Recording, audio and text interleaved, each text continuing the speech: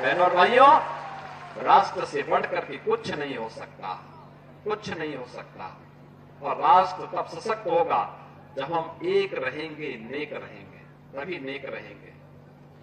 बटेंगे तो कटेंगे। आप देख रहे हैं ना, बांग्लादेश में देख रहे हो ना, तो वो गलतियां यहां नहीं होनी चाहिए। बटेंगे तो कटेंगे, एक रहेंगे तो नेक रहेंगे, सुरक्षित रहेंगे और समृद्धि की पराकाष्ठा को पहुंचेंगे। हमें विकसित भारत की संकल्पना को साकार करने के लिए कार्य करना है। मैं एक बार फिर से राष्ट्रवीर दुर्गादास राठौर जी के इसी चरणों में कोटि कोटि नमन करते हुए, आज उनकी भव्य प्रतिमा यहां पे लगी है। राष्ट्र के प्रति समर्पण और श्रद्धा का भाव जिन्होंने अपने शौर्य और पराक्रम से दिया था, वह श्रद्धा का भाव हमारे मन में सदैव बना रहे, इस विश्वास के साथ आप सबको एक बार फिर से जन्माष्टमी की इस पावन तिथि पर हृदय से बधाई देता हूं। यह हमारा सौभाग्य है कि जब हम यहां की बात करते हैं, पूरी दुनिया के अंदर इस भूमि के प्रति लोगों के मन में अथाह आकर्षण है और लोग इस बात के प्रति उत्सुक रहते हैं। सचमुच प्रधानमंत्री जी जब बात विकास और विरासत की करते हैं तो विरासत यही जो आपके पास है, ये धरती कितना समृद्ध है। मैं भी सुन रहा था चौधरी लक्ष्मी नारायण जी से, यहां के माननीय प्रतिनिधियों से, और मुझे प्रसन्नता है कि यहाँ के पूज्य संतों के साथ ब्रज तीर्थ विकास परिषद ने और यहाँ के जनप्रतिनिधियों ने इस बात का उल्लेख किया है कि भगवान श्री कृष्ण का 5251वां जन्मोत्सव का ये आयोजन इस बार इस भूमि में इस आयोजन के साथ हम जोड़ने जा रहे हैं। आप सोचो, दुनिया के अंदर कोई देश ऐसा है, कोई मत मजहब संप्रदाय ऐसा है जो ये कह सकता हो कि उनकी उत्पत्ति भी इतनी पुरानी हुई हो? किसी के पास इतिहास नहीं, किसी के पास नहीं है। बहुत कहेगा, कोई 1400 साल का कहेगा, कोई 2000 वर्ष का कहेगा, कोई 2700 का कहेगा, कोई 3000 वर्ष का कहेगा। 3000 वर्ष पुराना दुनिया के अंदर कोई सेक्ट, कोई संप्रदाय, कोई मत और मजहब अपने आप को उससे पुराना नहीं बता सकता। उससे पहले क्या था कुछ भी पता नहीं था।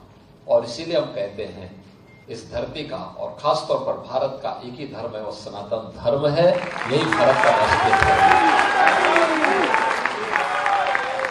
क्योंकि ये तो द्वापर की बात है।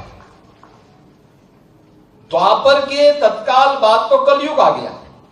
द्वापर के अंत में एक लंबे समय तक प्रभु की लीला का एहसास इस देशवासियों को प्राप्त हुआ था। उसकी कृपा दृष्टि इस देश पर पड़ी थी, सनातन धर्मावलंबियों पर पड़ी थी। पूरी दुनिया में केवल सनातन ही सनातन धर्मावलंबी थे और वहां से यात्रा प्रारंभ होती है। कलयुग में हम इतने वर्ष आगे बढ़ चुके हैं। याद करिए, उससे पहले त्रेता रहा होगा, उससे पहले सतयुग रहा होगा।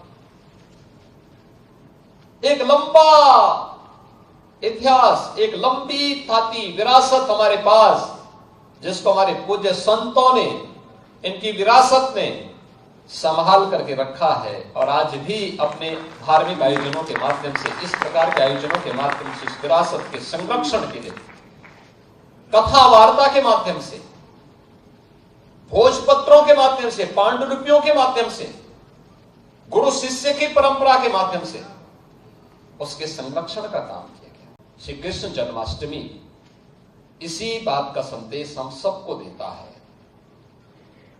हमें वर्तमान की इन चुनौतियों को समझना पड़ेगा जो हम सबके सामने है, भारत के सामने है, सनातन धर्म के सामने। याद रखना, जो चुनौती सनातन धर्म के सामने है वही भारत की चुनौती है। और जो भारत की चुनौती है वही सनातन धर्म की चुनौती है।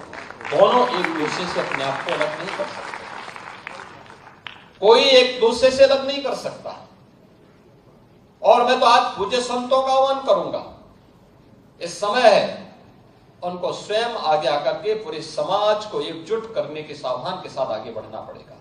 याद करिए, अगर हमने तनिक भी भूल की, ये समाज फिर से बटा और जो साजिशें हो रही हैं अगर वे सफल हुई तो बांग्लादेश के अंदर जो कुछ हो रहा है, हिंदुओं पर जो यातनाएं ढाई जा रही हैं, आप देख रहे होंगे किस प्रकार के अत्याचार हो रहे हैं, मंदिर तोड़े जा रहे हैं। हमारा मठ, हमारा मंदिर, हमारी उपासना विधि, हमारा शास्त्र, हमारे दर्शन, हमारी साधना पद्धति तभी संरक्षित हो पाएगी, तभी सुरक्षित हो पाएगी जब ये सनातन धर्म है और ये देश सुरक्षित है और बृहद हिंदू समाज सुरक्षित है। हमें इसके लिए कार्य करना होगा, लगातार कार्य करना होगा, प्रयास करना होगा, एक एक को जोड़ना पड़ेगा, एक एक को अपने साथ जोड़ना पड़ेगा। भेदभाव के लिए कोई जगह नहीं होनी चाहिए। विभाजनकारी उन ताकतों को बेनकाब करना होगा जो केवल अपना उल्लू सीधा करने के लिए समाज को बांटना चाहती है, तमाम वादों के आधार पर बांटना चाहती है।